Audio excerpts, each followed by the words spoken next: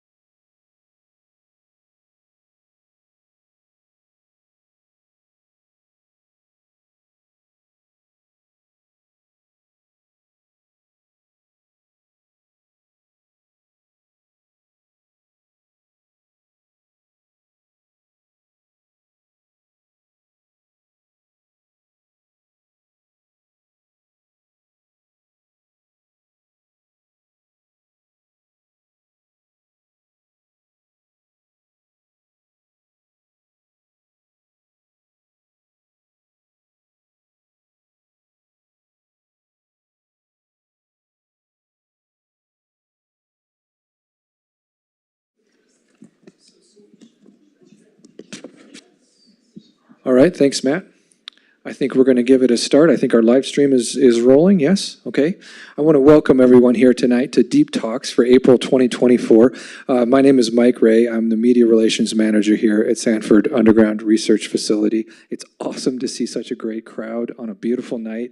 Thank you all for coming out. Tonight we're going to celebrate some of the operations here at SURF. Operations is really the foundation that we all stand on. So it's great to be able to come together and hear some great updates on our operations. And we're going to do that just shortly. I'm going to try and do some proper introductions. But first, we need to thank the awesome folks who sponsor this event, who provide the great free beverages and food that we all get to enjoy, and who provide help to make this all happen every year. We want to give our thanks to our sponsors, and to do that is Michelle Kane, the director of the SURF Foundation. Thanks, Mike. Okay, so who is new? Oh, that's wonderful. We're going to clap for Mike. So who is new? Who is your first time at Deep Talks tonight? We are so glad you're here, and we want you to learn something new, be inspired, and make some connections, because that's what Deep Talks is all about. So my name is Michelle Kane, as Mike mentioned, and I'm with the SURF Foundation. And we raise funds for public outreach, like Deep Talks here tonight. Our internships, we have cultural programming, educator professional development, and July 13th, Neutrino Day. I want you to put that in your calendar, because that's when LEAD becomes science. Well, I can't say 24/7, but just during the day, it's going to be science.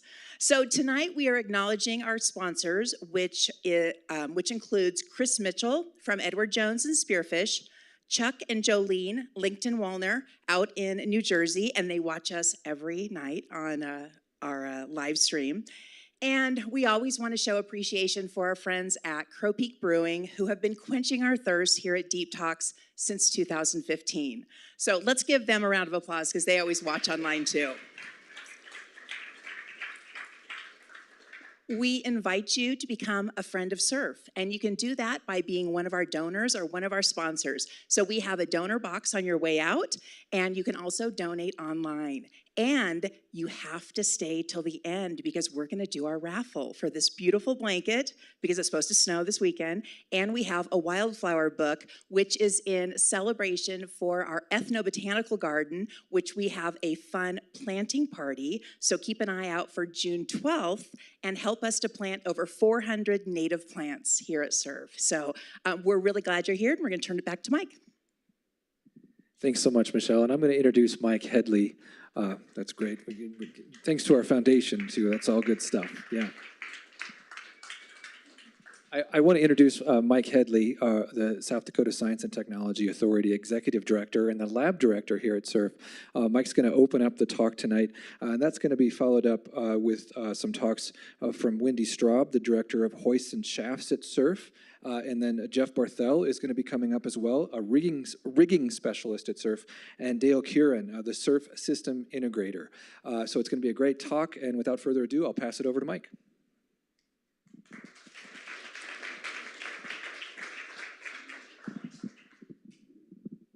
All right. Thanks, Mike. let's go ahead and get started. Obviously, we've got a lot of ground to cover tonight, and some pretty interesting topics that I think really are playing a huge role in a lot of the major work that's happening up at SURF right now. So hopefully you find it interesting. All right. So each one of us is just going to give you a little bit of background on what we've done for our career. I've been doing this kind of work now for 30 years, and every time I say that, I feel super old. But basically managing big projects like this one. And so I've been doing that for a while. And I've been here at SURF for 15 years, and I've been the director for 10. And it's been a pleasure. It's amazing how quickly the time has flown.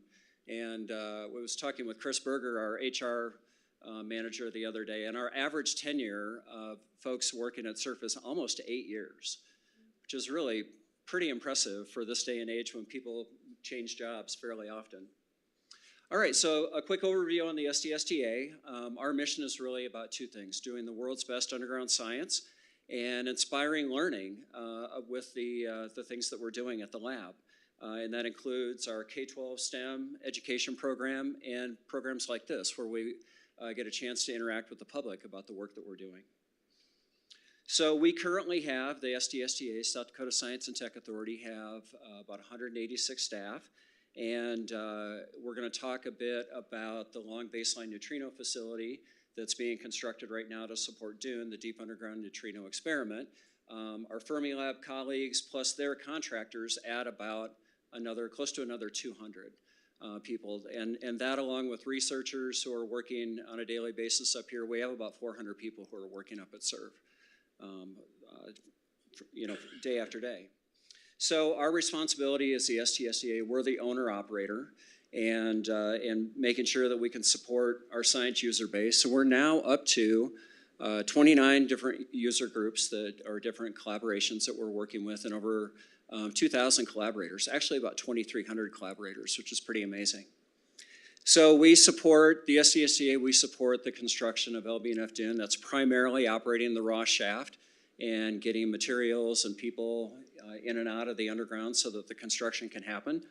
I mentioned our K-12 and public STEM E&O program.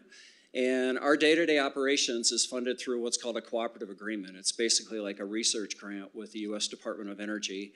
And it's amazing to say this, but we are now in the 5th year of our first 5-year agreement. And we're working with DOE to renew that for another 5 years. And so the first 5 have gone great.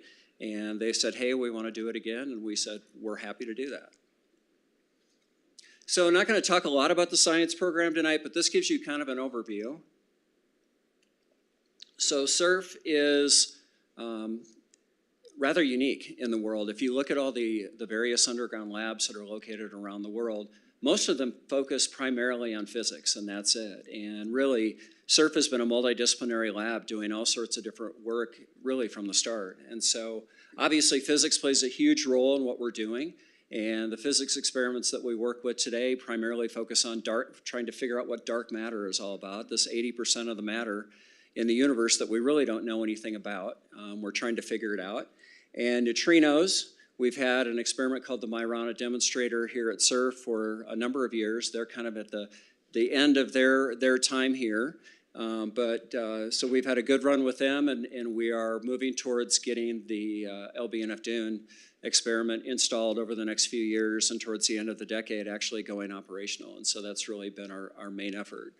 Of late, we've done a lot of work with biology, and this is one area that we've worked with a lot of the universities here in the state, is doing biology related work. And so they are really excited to go look at bugs that live in rock way deep underground and in areas that are super hot. And so they find some pretty novel organisms to look at and study. And then geology, we've done geo work for quite a while, and what you're seeing here, this is down on the 4,100 foot level where we've got a geo lab set up that was being used to study enhanced techniques for geothermal energy production, and we're doing some similar work to that now, but it's been really productive and a great group to work with. So LBNF DUNE. Are we good? Okay. Oh, okay, got it. So LBNF DUNE, I'm not going to talk about this chart in detail, but really basically the experiment is directing a beam of human-made neutrinos from Fermilab, located just outside Chicago, to big liquid argon-based detectors that we're going to have a mile underground. That's what we're trying to do. And so I talked about over 2,000 collaborators. A lot of them are associated with this experiment. And so 218 institutions and approaching 40 countries that are involved. So if you came to Deep Talks this last month, our Fermilab colleagues did a really great job talking about the excavation. And so the excavation of about 800,000 tons of rock is basically done. And so, which is just a huge achievement, and hats off to Fermi and Tyson Mining, and it's been our pleasure to be a part of that.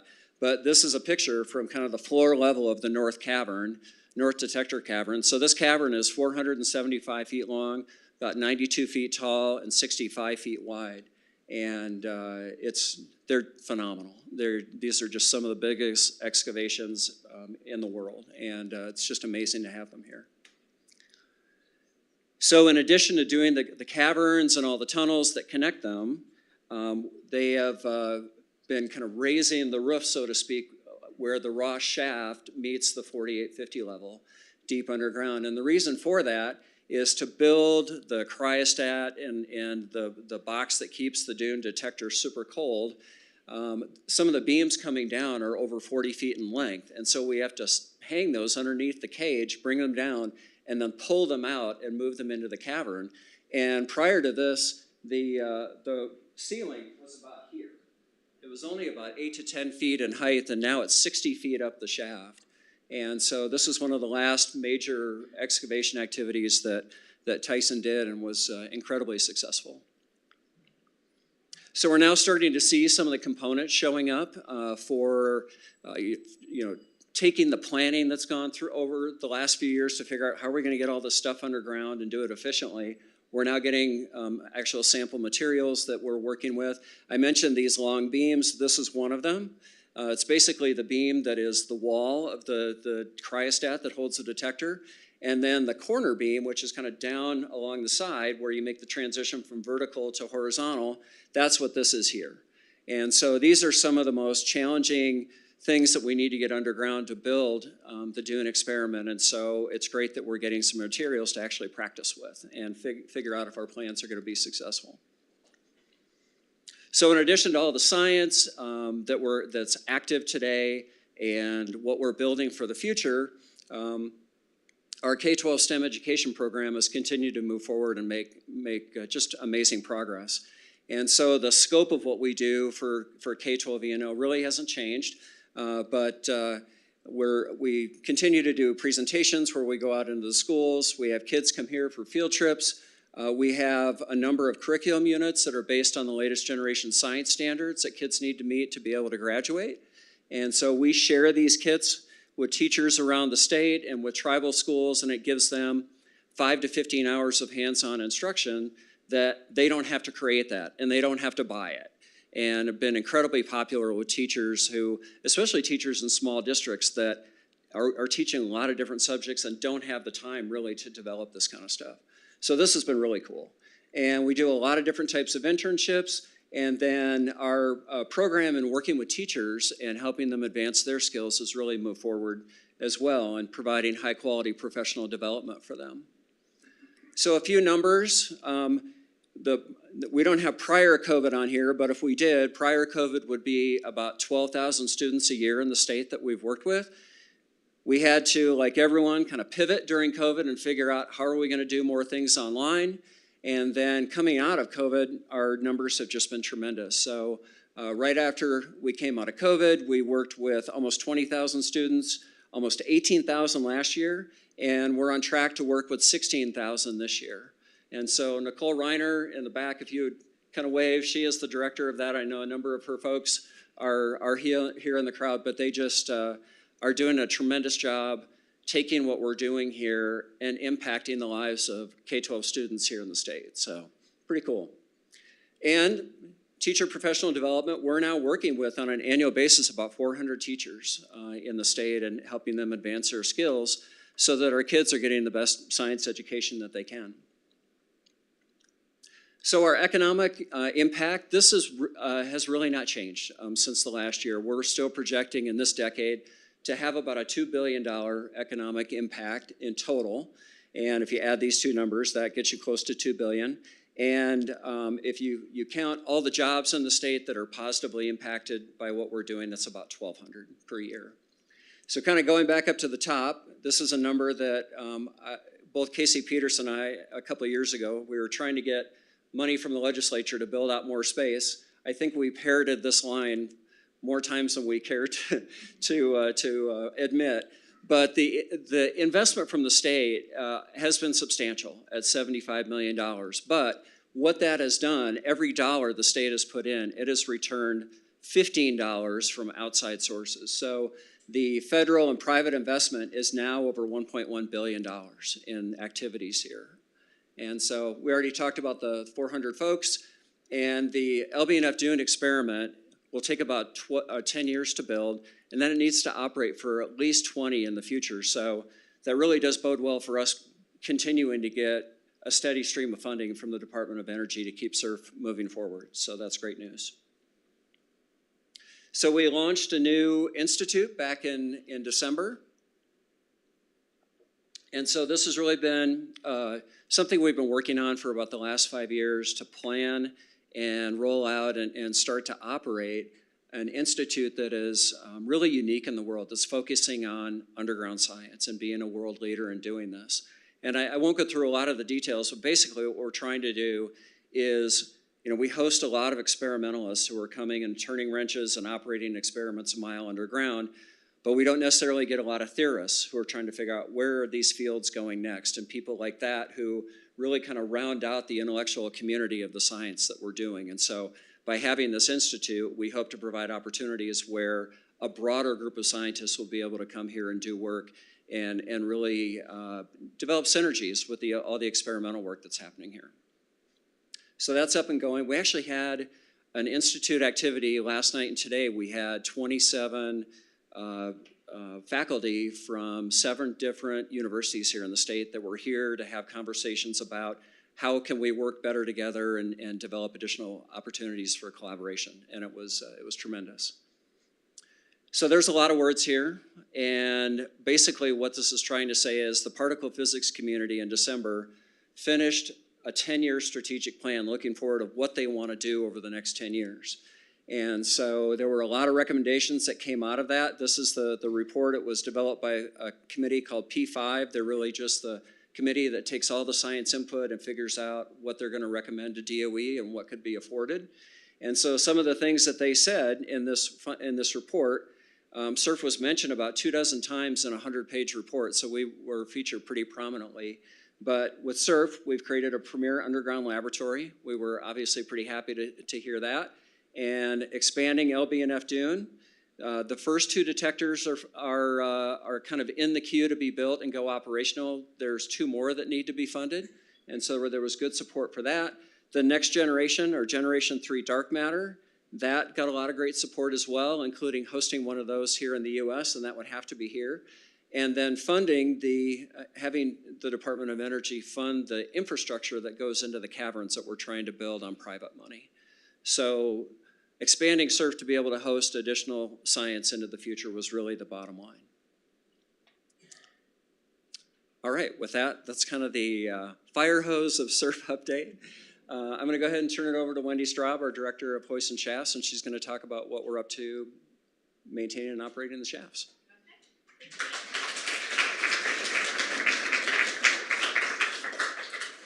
Well, good evening, everybody. My name is Wendy Straub. I'm the Director of Hoists Shafts here at the Sanford Lab. It's great to see you all. I'm sure you wonder what we're up to. Just a little bit about me. I have a little over 25 years of mining engineering and operations experience. I've been employed here at SDSTA for 7 years on and off. I was an engineer from 2009 to 13. And then left for an opportunity to manage an underground trona mine in Wyoming. So happy to be back. We're going to talk a little bit tonight about both the Ross and the Yates. I'll give you an overview of the history, what are the day-to-day activities that happen at the Ross and the Yates, and what are the projects that we're currently working on. We're going to start with the Ross shaft. I know it sounds cliche, but I feel like the Ross and the Yates are really the heartbeat of our operation. So this all started back in the 30s with the Ross shaft. It was constructed of structural steel. It is outfitted with 2 Norberg hoists with a bi-cylindrical conical drums on both the cage and the skip hoist. These were both refurbished. The shaft and both of the hoists have been recently refurbished in support of the LBNF dune excavation. This is our 85% of what we do day to day is to support LBNF dune. This is the only option that we have currently to hoist rock out of the underground, as well as it is housing all of our dewatering facilities, including our deep well pump at the 5,000 level that leapfrogs up and then eventually out of the mine and into the wastewater treatment plant. It also serves as one of 2 main ventilation intakes. Currently, all access is through the Ross shaft, all activities, both science, operations, and excavation. And we'll talk a little bit about the Yates. The Yates is currently out of service due to heavy maintenance activities. So I tell people, you know, I got a new pair of shoes, and you might be able to, in your mind, visualize what that means. When I say that we've got a new shaft, people might not necessarily know what that means. So I wanted to provide this short clip. This was during the Ross rehabilitation process. I find it ironic that the Ross and the Yates were constructed back in the 30s with no ground support, no rock bolts. So when we're going back into these facilities, you can see the rock bolts and the mesh. I've got some examples over here. When I say bolts, people maybe don't understand the magnitude of what a rock bolt really looks like. The structural steel was brought in piece by piece, welded, fabricated in the shaft. And this took over a course of about 7 years to complete. So what is it that we do at the Ross shaft? So everything that we do begins with safety, whether it's day-to-day operations or projects. You can see here we've got Ross shaft Superintendent Mike Johnson providing a safety topic, and you can see the crew is intently paying attention to Mike here. So really what we've been doing in the last couple of years is the safe transport of people and supplies in support of the excavation. Roughly 31,825 loads of materials have been transported in the shaft in this time frame. That includes over 10,000 bags of concrete and shotcrete and over 100,000 rock bolts. 322 slung loads. Our goal is to really try to get everything on the cage. So our vendors and contractors, we work with them to break the equipment apart so that it'll fit on the cage, like you see this mucker bucket. But sometimes, and you'll hear from Jeff, we need to sling things underneath the cage. And we've completed, this has actually gone up since I created this slide safely, 322 slung loads, 16,803 personnel trips, 126,000 skips, equating to roughly 800,000 tons excavated from the 4850. This is an example of how we transport concrete and shotcrete. Not a lot different than what it was in Homestake days. In fact, some of the rolling stock that you see here has been refurbished and utilized today. Shaft inspections are a big part of what we do. COVID also reached us, and we had very strict protocols to follow in the shaft.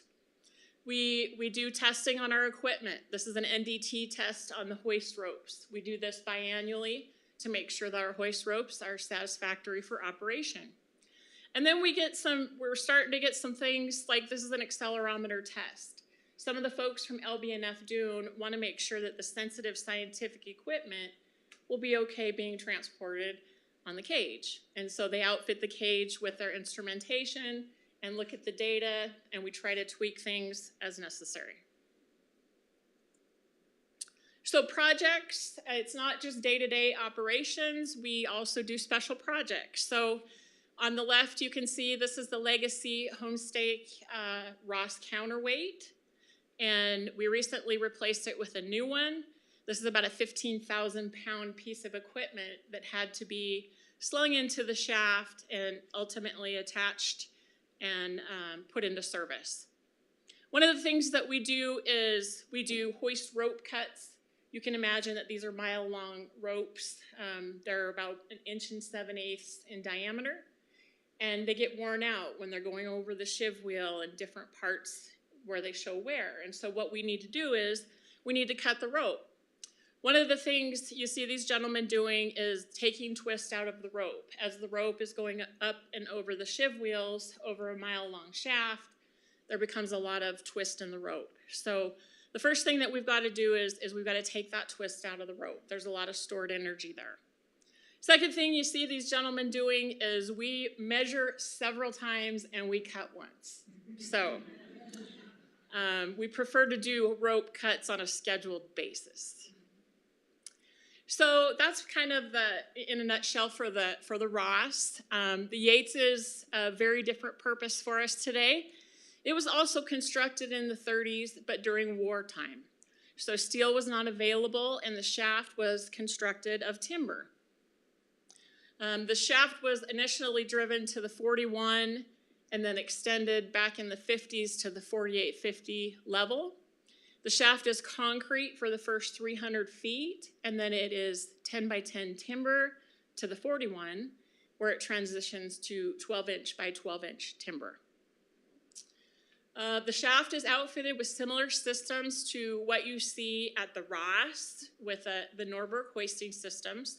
It's a little bit different, and then we have 2 conveyances and a balanced system. The Ross has a cage and a counterweight. The Yates has 2 cages.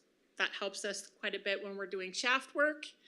Both the hoists and the shafts are original. Safety catches or rope dogs were installed in 2010. These are required in modern personnel conveyances for safely transported personnel. It also serves as a secondary egress for the underground. We've used it a couple of times. It works fine. And it is also one of 2 main ventilation intakes. So what do we do at the Yates? On a day-to-day basis, we do weekly shaft inspections. We do this on Monday night. And then we're responsible for all of our conveyance inspections, maintenance on any of the conveyances. And then one of the things that I think is pretty cool is employees are finishing out the timbers that we're replacing in the shaft. So we have this old Homestake blueprint, and the employees are coming in on overtime and they're finishing out the timbers like you see here to go in the shaft. We're doing rock bolting. This is one of the things that I mentioned earlier that was kind of sporadic. So we're doing a full rock bolting pattern through the entirety of the shaft. And then we can't forget our science customers. So on Wednesdays, we provide liquid nitrogen deliveries to the 4850 foot level. So I mentioned heavy maintenance. We call it top-down maintenance. It is exactly what the title is. We start at the top and we work our way down to alleviate hazards overhead. Not all of the compartments have conveyances. You have the 2 skip compartments, the 2 cage compartments, but there's also utility, chippy, and ladder compartment that don't have conveyances. So you can see in this photo right here, we build platforms to get out there. In order to do the rock bolting and timber replacement, we have to build this platform. The next thing we do is we remove lacing. This is an example of lacing. It's essentially we're boarding the outer perimeter of the shaft to prevent anything that might be falling from coming into the shaft. So we remove the old lacing, and then we clear the timber and debris. Picture number 3 is a good example of a lot of timber that has kind of fallen and debris that needs to be cleaned out before we do anything. The next thing that we do is we scale the rock wall. Any loose material that might be built up or cracks in the rock, we scale that off. And then we cut the legacy pipe. You can see here there are various quantities of legacy pipe that is remaining in the shaft. Some is in good shape, some is not. So these are hazards that we need to prevent. So we're cutting all of this out, And then we replace the structural timber and we utilize these J hooks. So it starts at the top of the concrete and all of the structural timber is J hooked like you see in this photo. And then every 7 sets, we do an anchor, what we call a turnbuckle. So a turnbuckle is jacklegged with a pin into the rock and then resin into the rock, and then it's supported right here with the timber. So this provides a lot of support for the structural timber starting at the top all the way down. And then we screen and pattern and with a full rock bolt pattern like you see here. And then we replace the exterior lacing panels like you see here. In the old days, all the compartments were kind of boarded off. We're just replacing the outer. I always say a picture's worth 1,000 words. So this is the 1,700 foot level. You can see on the left here, this would have been the skip compartment and the doors. This was me standing on the cage looking out into the shaft. You can see how the structural timber is maybe not in the best shape right here. So proud to say that the crews did a fantastic job. This is what it looks like today. And hot off the press, the 1,700 level is going to be open for business next week. So all of the structural timbers have been replaced. You can't see the rock bolts here, but there's rock bolts installed. All of this decking was replaced. We call this the dance floor. Used to be kind of spongy, and it's pretty solid now. So pretty proud of the work that the crews have done to make this happen. And like I said, this is going to be open next week. And that's all I have. Thank you.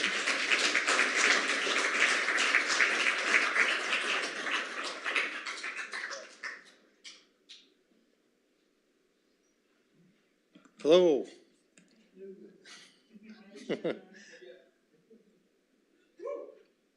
My name is Jeff Barthel. All right, everybody sit down.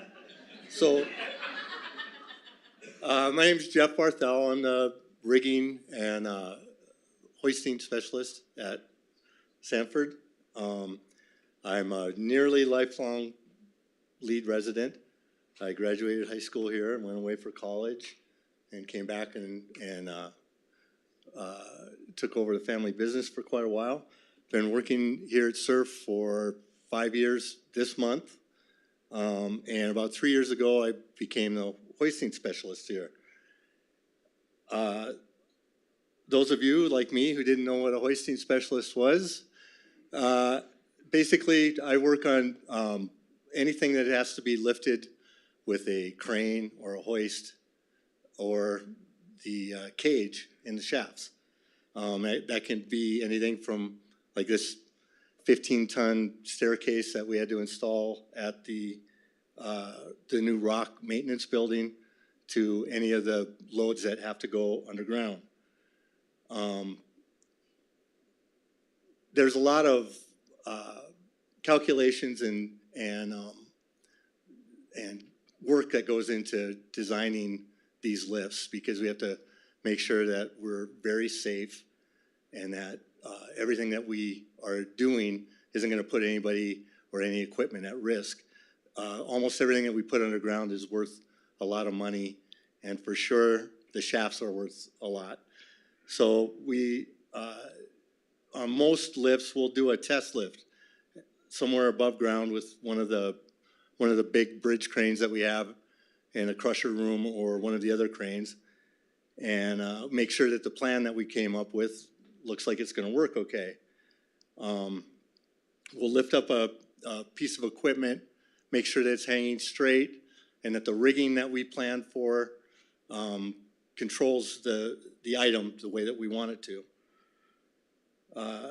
When we put something underground under the cage, we use, this is the bottom of the cage, and it's got pick points kind of all across it, and we use those points to attach whatever it is that we're going to put underground.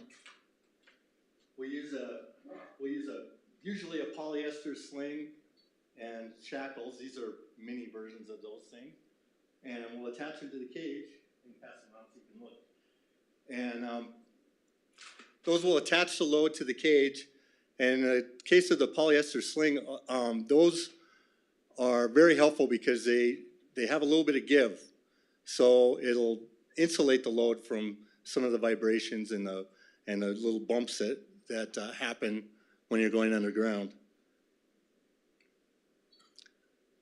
When we go to sling something under the cage, we'll lift the cage up above the load and then introduce it into the shaft. Technicians have to actually drop a work deck and then go over an open shaft to attach it to the cage. It's very dangerous. They do a lot of training, a lot of safety training, and we take it very serious. That's why all the planning has to take place, because we have to make sure that we're very safe. As the cage goes up higher, the load will start to stand up underneath it, and we'll lift it high enough so that we can get it completely underneath the cage. And then we'll bring it down into the shaft, and technicians will get back on the cage and open some inspection covers so they can watch the load. There are lights underneath the cage. You can watch it the entire way down. Then when we get to whatever level underground, the technicians get out of the cage and we'll bring the cage back up so that we can see the load underground. And we'll grab onto a little tag line down here to help pull it back out of the shaft. And then as we're pulling it out, the cage comes down, the load comes out. The cage operators that we have are very, very good at their job. They can lower that cage at inches at a time. And they can be very, very precise with the movements and knowing where the cage is at all times. And we get the load back onto the ground at the level that we're going to, and pull it out so that it can be disconnected from the cage. Those things I just showed you are pieces of mining equipment that are going underground. What we're planning for now, and have been planning for some time, are the science loads that we're going to be doing primarily with Dune. This is a thing called a APA frame. It's going to have a thing called an anode plane array. I don't know what I did here. There we go. Jeez. Okay. I don't know exactly what it is, except it's a gigantic screen door made out of 19 kilometers worth of screen, the size of a human hair. That box is worth $1 million. There are 79 of them that have to go down for a cryostat. It weighs 12,000 pounds. It's nearly the size of the shaft. And if something happened to that, there are no replacements. If something gets damaged, it's months of delay and many millions of dollars. So it's years of planning to get that thing underground. This is a wooden mock-up of the L-shaped beam that Mike was showing earlier that we built so that we can practice in the space that we have to work with. We can practice moving that beam around and see how it's going to fit in the space that we have. This job takes a lot of planning, a lot of math. I had to dust off trigonometry skills that were dormant for a long time. Luckily, Pythagoras theory still stands. But yeah. But we got a lot of technicians that luckily I don't have to do all this. I just have to help plan for it. We've got some shaft personnel that work for Wendy and Kip Johnson and Mike Johnson that are very good at what they do. Anything that we do that involves a shaft, if one of these loads, got out of whack and hit something or got damaged, we're putting the lives at risk of anybody that's on the cage, anybody that's underground, because you could do something that would keep the cage from being operational. You could strand people underground. You could damage, obviously, the cage or the shaft that could cause the entire lab to be shut down for months at a time. So why did you give me this job?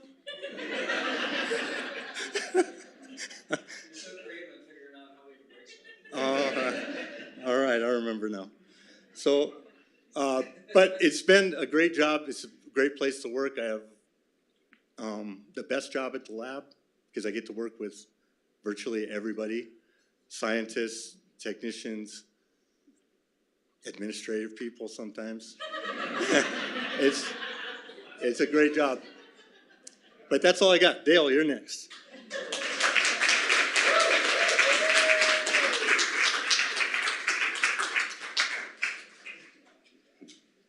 Well, that's a tough act to follow, but I've sat out there a few times, but never been on this end, so hopefully it goes okay for me as well. Did not volunteer for this job, this one, but here I am. Dale Curran is who I am. I too have started about the same time as Jeff, maybe a year before that. A little bit about myself, born and raised here in South Dakota. Went to Mitchell Technical College back in 2000. There was only 2 in my class, so that kind of represents how strong that industry wasn't at the time, I guess. It certainly blossoms. I think it's one of their highest courses now for graduation class. Lived in the Black Hills, raised a family here since 2000, and I've worked at various industries in the Black Hills over the last 20 years, culminating in my position now here at SURF. Get my foot in the door. Lawrence Berkeley had a partnership with Sanford Underground to put the LZ detector on the 4850. They needed somebody to help wire in some 2,000 instruments, calibrate those, and validate. Each one was going to do what it is. Here you can see this is what's called a PLC. It kind of comes into play in my job. That's what you program in order for it to do what it's supposed to do. You guys don't even know what I'm talking about yet. We'll get there. But yeah, as you can see here, it's just there's actually 5 of these underground with the LZ project, and you can see all the wires that come in right there. Yeah, it was a great opportunity for me to get to know the science department, how they work. I've met a lot of wonderful people through that process. And it's kind of given me this good opportunity to flow back and forth between SURF and science. So what is SCADA? So that's kind of what I'm here to talk about. So I, along with others in my team and the operations team, we kind of work on the processes that allow the mine to function without us constantly being there to push the button to make it happen. So what is supervisory control and data acquisition? Is a process by which field data is acquired, known as an input, and a logical decision based off that input can manipulate an output. So if the gentleman's hand isn't breaking the plane of the saw and he hits the start button, voila, the fan will start. There's a controller that's allowing that to happen. In addition to that, oftentimes you'll have some kind of visual representation that the operator can control. It usually looks like a screen, like a computer screen. Can also just be a button. But from there, you'll often see set points, monitor alarms, look at trending, look at historical data, events, things of that nature. So quick show of hands, how many in this room are capable of adjusting the thermostat of their home? Monitoring their front door, or watching who's at their house, or starting their vehicle from potentially their phone. It's becoming more and more uncommon to be able to do some of those things. So if you can in fact do that stuff and you raise your hand, then you too are kind of an operator of your own little SCADA system. It tells you the status of what your house temperature is, your car's running. You issue a command and it tells you what it did. And so, yeah, I kind of have a real quick. So we are live remoted into our SCADA system for our water treatment plant. It's actually, so the operators operate this during the daytime. So I don't know if those of you who are local are probably familiar with, oh there it is. The Grizzly Gulch Reservoir up on the hillside, the old Homestake Reservoir where their tailing piles were. So we still treat some of that water that comes down through our water treatment plant. I just kind of wanted to, I guess, represent one small thing, you know, so here I'm going to change the amount of water literally coming from the reservoir up there. So that is, you know, 5 miles away as the bird flies. I just changed it from 350 gallons per minute to 250. As you can see, this pump right now is starting to ramp down its speed from, I think it was at 68%. It'll eventually drop down. And the flow, as you can see right here with a flow meter, is starting to drop down. It'll eventually hit that 250 mark and everything will be happy. And so that'll be the new value that we're seeing at the water treatment plant.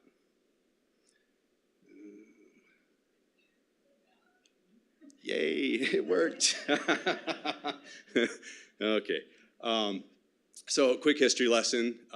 So in the 1970s, the automotive industry kind of started using some of these processes. It really made the U.S. car industry what it was for many decades. To some degree, you can attribute a little bit of the domination that this country had in that marketplace to these control systems. Here you can kind of see a current modern day, almost anything, any kind of product that's being built out there can look similar to this on a factory floor. But other industries, they followed suit. Mining, like Sanford, Homestake, public utilities, HVAC, they all followed suit and started utilizing this technology. So Homestake started utilizing it in the 1980s to monitor things such as dewatering, the wastewater treatment plant, underground ventilation, environmental monitoring of COs and things like that underneath the ground. And SURF still utilizes a lot of that equipment to this day. When Homestake kind of closed up the doors in the 1990s, they left all that stuff there. It still works, so we're still using it. So here's one of our operator, or one of the team members of our maintenance team. As the maintenance team goes, we not only utilize the system and maintain it and troubleshoot it, and also integrate new things into it. But when a pump goes down, we rely on that to give us an alarm. We'll go back and look at the history. Has it been pumping correctly? Has the temperatures risen on a bearing? We'll use it for all that kind of stuff. So we're not only just maintainers of it, we're also utilizers of it. Kind of the partnership between science and the operations group and the SCADA systems that we have. Obviously our dewatering system, so we bring water up from what we call the deep well, which is currently down at the 5,900 level. We pump that up to the 5,000, the 3,600, the 24, the 12, and eventually gets to the surface. That's all fully automated. So our operators at the wastewater treatment plant, they'll set when they want that to happen, at what levels, and it, aside from them entering their data, it does what it's supposed to do on its own. So without that system, eventually the mine becomes a giant well. Obviously ventilation, we have our Oro Hondo site and shaft, which is constantly pulling air out from underneath the ground. Without that process, eventually the mine would become, eventually it will naturally breathe on its own, but especially to get rid of the excavation mining dust and things of that nature and keep fresh air intake. It gets really hot underground without ventilation, so we maintain that at all times. The environmental monitoring is continuous underground. We make sure there's no bad air underground at all times. Also, in the event that there's a fire, something of that nature, some kind of oxygen deficiency event, we can hopefully start to chase that down and figure out where that's coming from, get people evacuated in the right direction. And then HVAC underground is also a big thing. Like the LZ experiment relies really heavily on some of the chillers and things like that underground. One of the interesting things that I learned underground is for every electrical watt that goes underground, it gets dissipated into heat. That heat has to get rejected somehow, whether that's ventilation or a chiller. So without those systems, a lot of that stuff just eventually fails because it gets too hot. Into the future. Some of the recent things that we've done, as Wendy had mentioned, the hoist room at the Ross has been completely renovated. The control system for that is brand spanking new. We've got a brand new Howden fan that is brand, not only the fan, but the controls are brand new. We've begun doing some underground damper controls, so we can change our ventilation underground. It used to be we'd have to go down there and open air doors and vent it around in that way. Now we can do it remotely.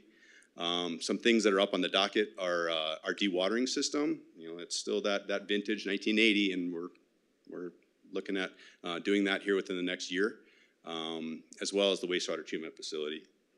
So this is just a real quick example. This is literally things that you see right now at the Yates.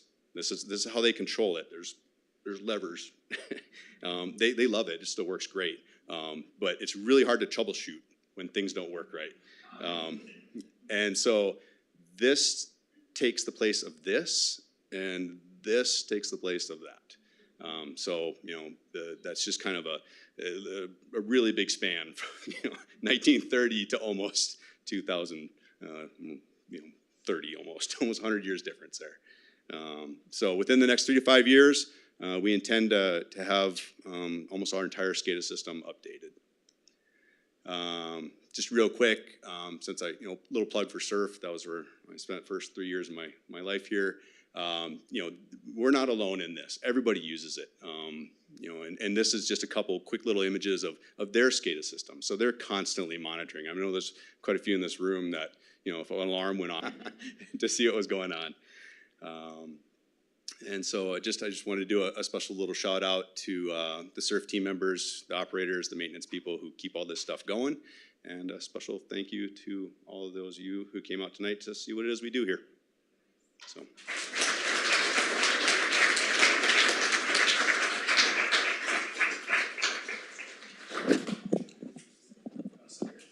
Yeah, we're gonna open it up for questions. What questions do you have? What thoughts did this elicit? Anybody out there?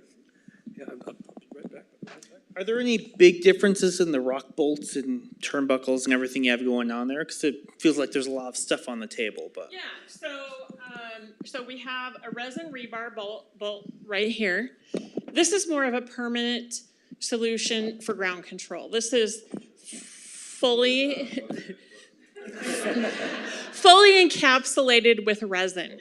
So when we do our ground support, when we do our quality control checks, a resin rebar bolt will yield approximately 20 tons. They vary. So we've got a 5 and we've got a 7. So mostly we use, so the ones that are in the cavern I wanted to bring with me, they are 20 feet in length and they weigh 100 pounds.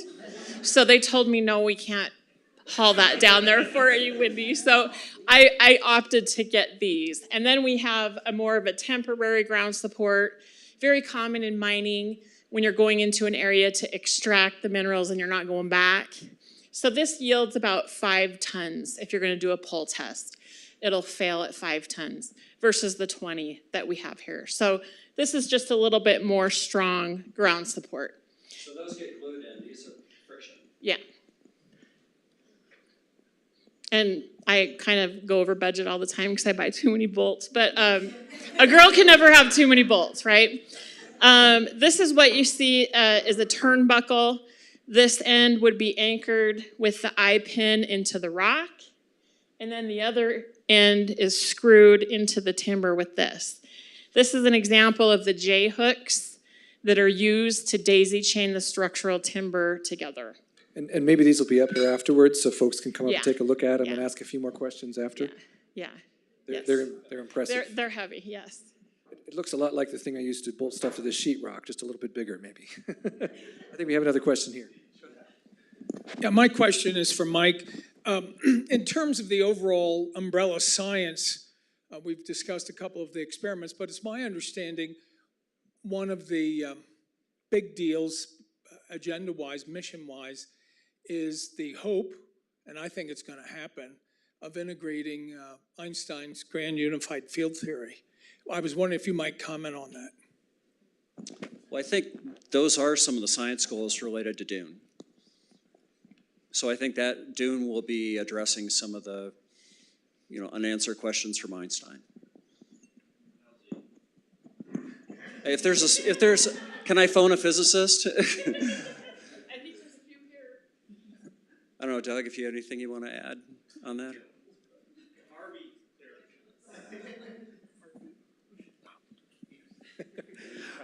Wow, you're stumping the physicist too. I don't feel so bad. It's a great question. What other questions are out here? We got some more. I'll come right back here. Okay.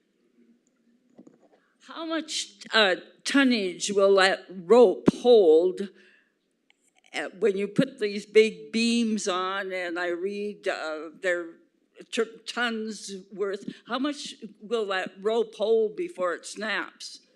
Well, it will hold way more than we'll ever put on. 250,000 pounds. 250,000 pounds. Limited to a 13,500 pound load, and the skips are 18,500 pounds. The diameter of the rope. The diameter of the rope's 1 7/8. And we do checks every shift. We do checks every 14 days. We do x-rays biannually. So we grease them, we clean them, we inspect them. And it's a big expenditure. So we want to make sure not only from a safety perspective, but from a financial perspective that we're taking care of our ropes. Some of the ropes that we're running are legacy Homestake ropes. Some of them are brand new. So, and they all test really good. Yes, they're steel ropes, and there's several strands that are, twisted together with a core in the center. You got one more question back here.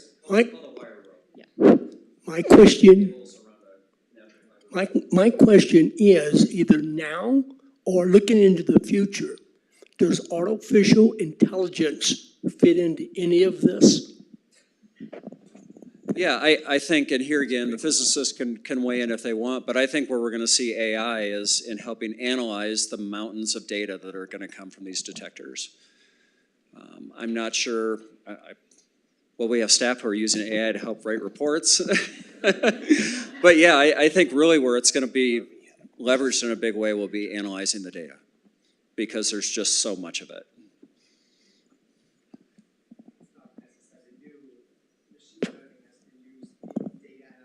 Yeah. Yeah, it's not a new thing.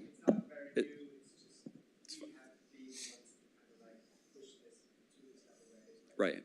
It's finding patterns that we might not necessarily see ourselves in variables. That's like, so yeah, we'll be able to see patterns in the data that we wouldn't necessarily be able to see by eye, by just putting one variable against each other. That's like where AI might come into it. Yeah. My question is, so I ride the cage every day, and you say you cut the rope. I don't cut it while you're running. Yeah, that's good to know. But why do you cut the rope? And I guess, so how do you join it back together? And how does that work in terms of continuity of the line? So the rope has extra. So there are extra what we call wraps on the drum. So when we order the mile-long rope, there's several hundred feet. And so when we do a rope cut, it's on the end, okay? So we have to, first of all, I showed you where we took the twist out, we cut the rope, and then we have to reattach the rope. So the cage has a socket which is poured with resin, and it has to cure for a while before we reattach it to the cage. The skips have what we call a thimble. And so it feeds around the thimble, and then it clips back up at the top. It's very common in mining industry, and it's, like I said, it's better to have a scheduled rope cut than an unplanned rope cut. So this is something that in the Homestake days, they did every 3 years. On the skip side, you might want to do it a little bit more. You're going to get rope stretch, you're going to get rope wear, and the NDT test will show if you've got broken wires. We do a measure of the circumference to see if it's deformed in any way, and that tells us that we either need to retire the rope or we can cut the rope.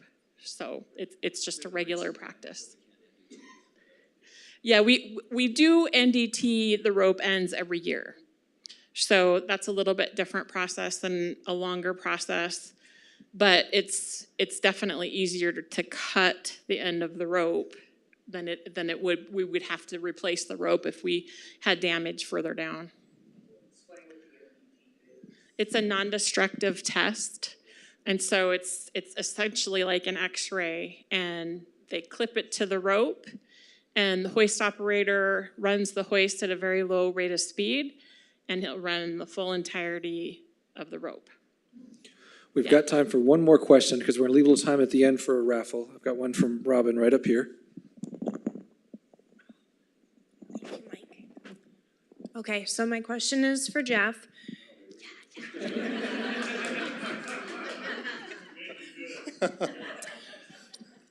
So how fast does the cage usually go when people are on it? And then how fast does the cage go when you have a load slung underneath of it? Well, the cage typically will run maybe 700 feet a minute when people are on it, a normal. Yeah, so average. So when we have a load, it depends on the nature of the load. If it's a very large load that doesn't leave us a lot of clearance on the guides or on the sides of the shaft, I've gone down as slow as 50 feet a minute. Inspection speed, we call it. Inspection speed, yeah. So that is a long ride to the bottom. About an hour. But most loads are somewhere around 200 to 150. Some can go faster if it's not very heavy or if it's, not very big. It's a lot faster. Yeah. Thank you. Exactly. Thanks. Did everybody hear that? Why is it asymmetric in speed? It has to do with the dogging mechanism and the moisture of our guides. The dogging mechanism is the safety catches. So the cage that you ride on, if you look, you can see up above, you can see these orange, it looks like clamps. So in the event that, let's say that rope got cut and the cage was airmailing down the shaft, that those dogs are gonna grip into those guides and they're gonna stop that cage. So the guides are designed at a certain moisture content to be able to handle that. And so we do a lot of testing. Mike's crew does a lot of testing of the guides, and we struggle to get the moisture content in the upper portions of the shaft because of the freeze thaw. So it's really just a safety precaution that we're utilizing right now. When, you can imagine coming up, it's not going to be as critical as going down. So that's why the speed is different. We're right at the end of our time, and let's take a quick moment to give a thanks to this crew and to all the operations it served.